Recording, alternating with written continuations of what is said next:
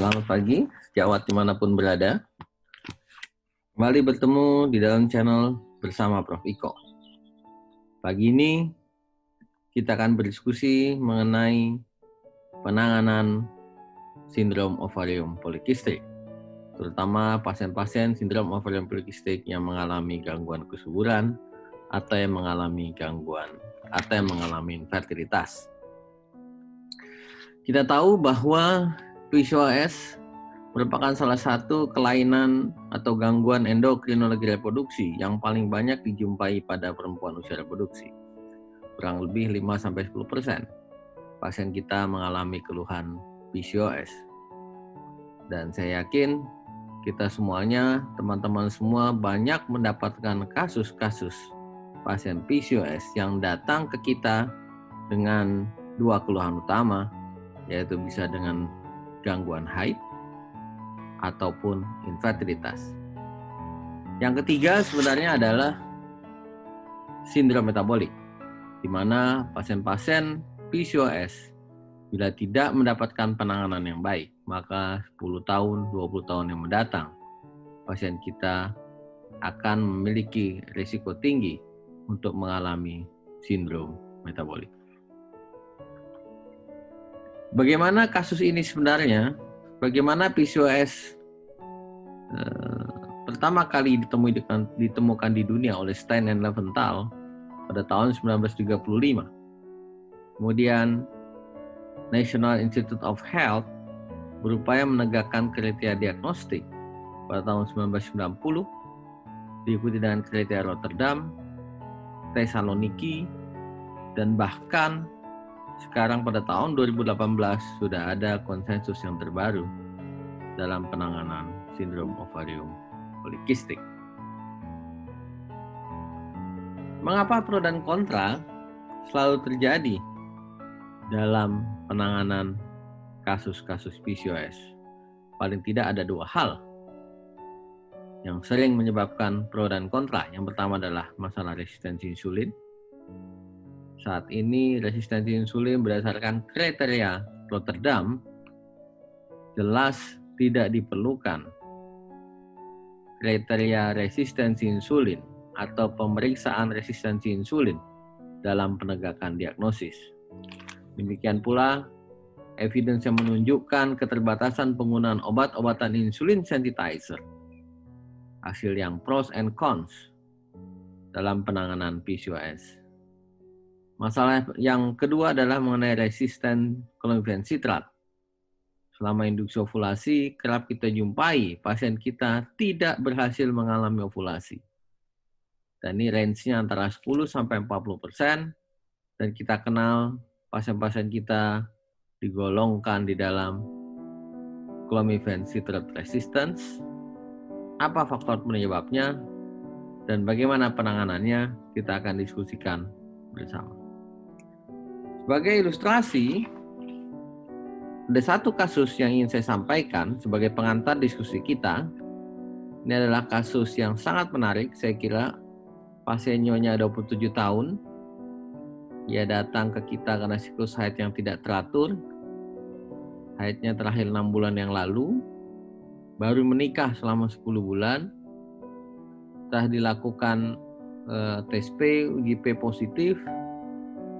Pemeriksaan fisik kita lihat tidak ada hirsutism, pasiennya lean, ultrasonografi kedua ovaria polikistik, kedua tuba paten, analisis sperma normozospermia. Setelah uji P positif dilakukan pemeriksaan hormonal, kita lihat AMH 5,0, prolaktin normal, LH dan FSH hampir sama. Saya kira yang harus kita perhatikan di sini adalah kadar AMH yang relatif lebih tinggi dibandingkan perempuan normal dan juga kadar prolaktin yang masih dalam batas normal. Bagaimana penegakan diagnosis kasus ini? Yang pertama tentu kembali kepada konsensus Rotterdam, kriteria Rotterdam tahun 2003. Untuk menegakkan diagnosis PCOS, 2 out of 3 should be determined. Artinya pasien ini jelas dia mengalami oligomenore, karena kemungkinan besar anovulasi. Dibuktikan dengan tes P yang positif. Hiperandrogen kita tidak bisa melihat karena secara klinis tidak ada tanda-tanda hirsutism dan juga kita belum melakukan pengecekan laboratorium. Yang ketiga, jelas kita menjumpai gambarannya ovarium polikistik, yaitu lebih dari 12 folikel berdiameter 2-9 mm di setiap ovarium. Eksklusi hiperprolaktinemia. Hiperprolaktinemia harus dieksklusi bila kita ingin menegakkan diagnosis PCOS. Dan pada pasien ini, hiperprolaktinemia sudah kita eksklusi karena kadar prolaktin masih dalam batas normal. Gambar ini mengingatkan kita semua bahwa untuk menegakkan diagnosis penyebab gangguan ovulasi atau penyebab anovulasi, kita harus strict pada kriteria WHO. Pada kasus ini, pasien datang dengan keluhan amenorrhea sekunder, dilakukan uji P positif.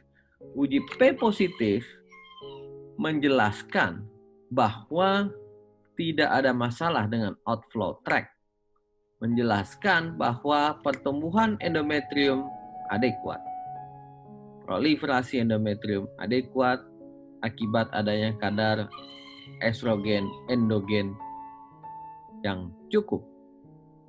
Uji P positif meyakinkan kita bahwa tidak ada masalah dengan poros hipotalamus, hipofisis, ovarium. Tinggal selanjutnya langkah kita adalah menegakkan diagnosis kasus-kasus dengan uji P positif.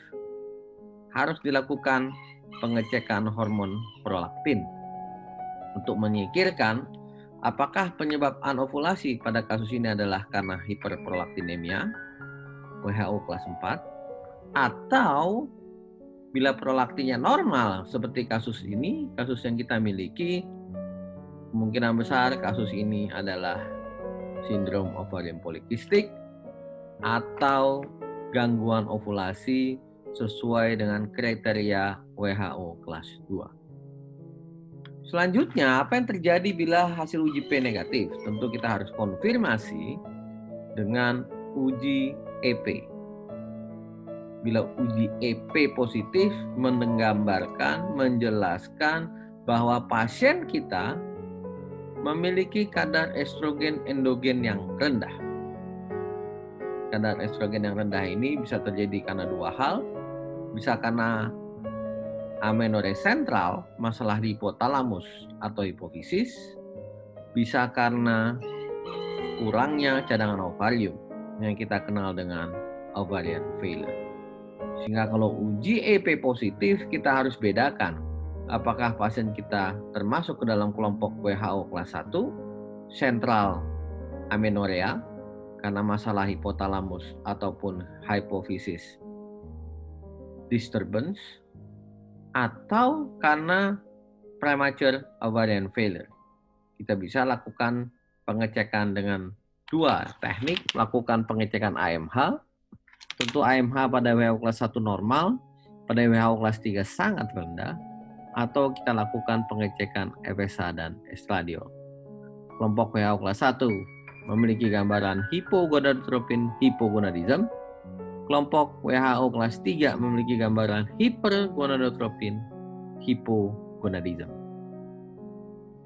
Sebaliknya, bila uji EP negatif, maka kasus kita otomatis merupakan amenorrhea yang disebabkan oleh gangguan dari uterus, atau yang kita kenal dengan amenorrhea uteriner.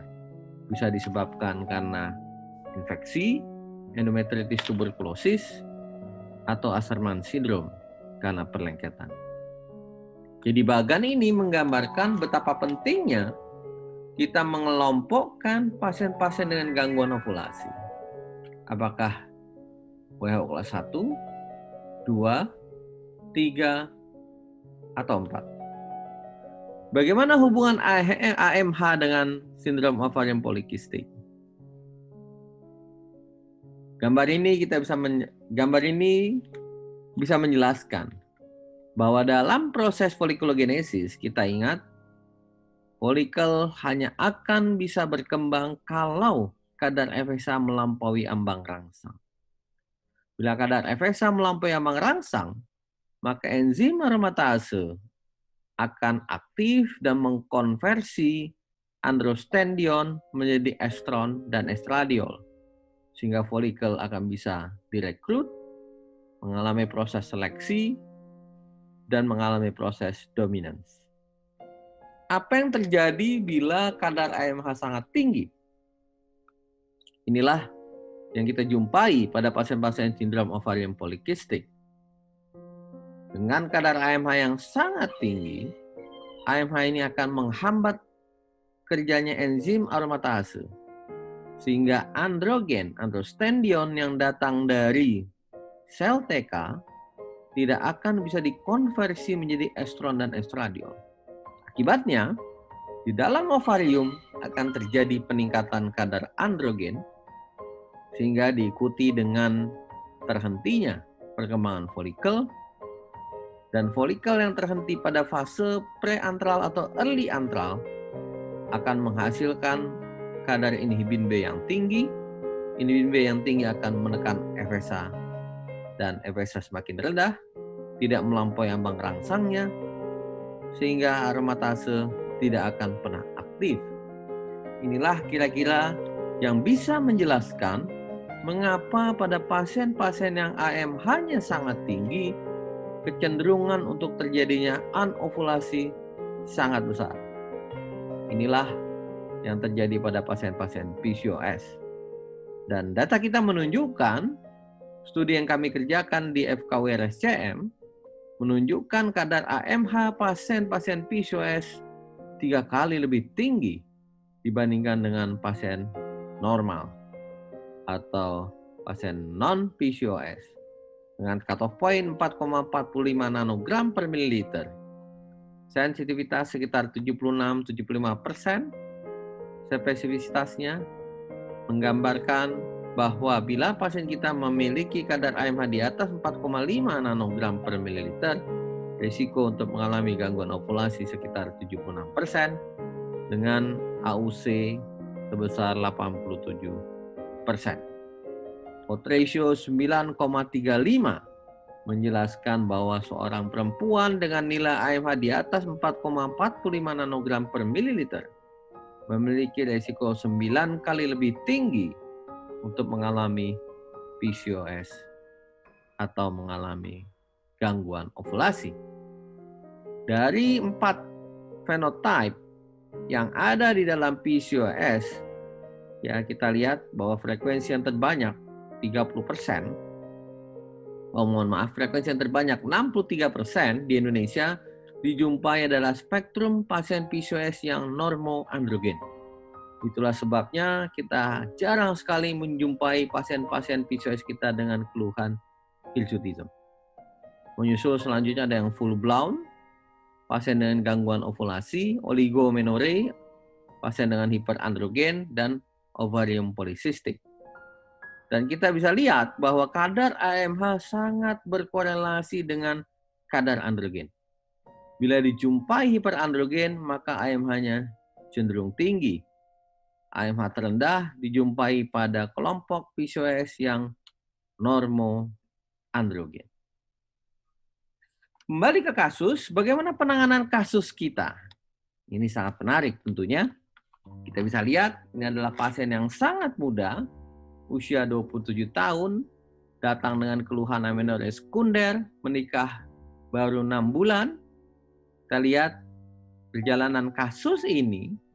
Paling tidak Anda bisa lihat, pasien datang pertama kali 26 April 2012 dan baru hamil sekitar 27 September 2012, jadi membutuhkan waktu sekitar 5-6 bulan. Dan perjalanannya kita lihat, dalam perjalanannya pasien mendapatkan azithromycin sebagai profilaktik chlamydia, dan kemudian mendapatkan pioglitazone, ini adalah agonis pipar gamma, yang bekerja untuk meningkatkan enzim GLUT4, memasukkan glukosa ke dalam sel. Ya, kemudian pasien datang kembali di bulan ke-6, masih belum hamil, dilakukan induksi ovulasi dengan clomiphene citrat. masih belum hamil di bulan ke-7, kita lakukan switching dengan memberikan letrozole sebanyak 2 kali 2,5 mg, dan bulan ke-8 dilakukan induksi atau trigger dengan HCG 10.000 setelah didapatkan folikel dominan dan endometrium trilaminar, dan bulan selanjutnya pasien hamil spontan dengan gestational sac intrauterin. Gambar ini menunjukkan bahwa pasien PCOS bisa hamil spontan sepanjang tuba baik, sperma baik. Dilakukan induksi ovulasi, didapatkan folikel dominan, dan pasien bisa hamil spontan dalam waktu 5-6 bulan. Jadi penting sekali konseling kita kepada pasien bahwa untuk hamil diperlukan penanganan yang komprehensif, perjalanan yang cukup panjang, sehingga kata kunci sabar itu adalah hal yang harus kita sampaikan pada konseling kita. Demikian diskusi kasus pertama pada pasien PCOS. Sampai jumpa di channel bersama Prof. Iko berikutnya. Terima kasih atas perhatian sejawat semuanya. Assalamualaikum warahmatullahi wabarakatuh.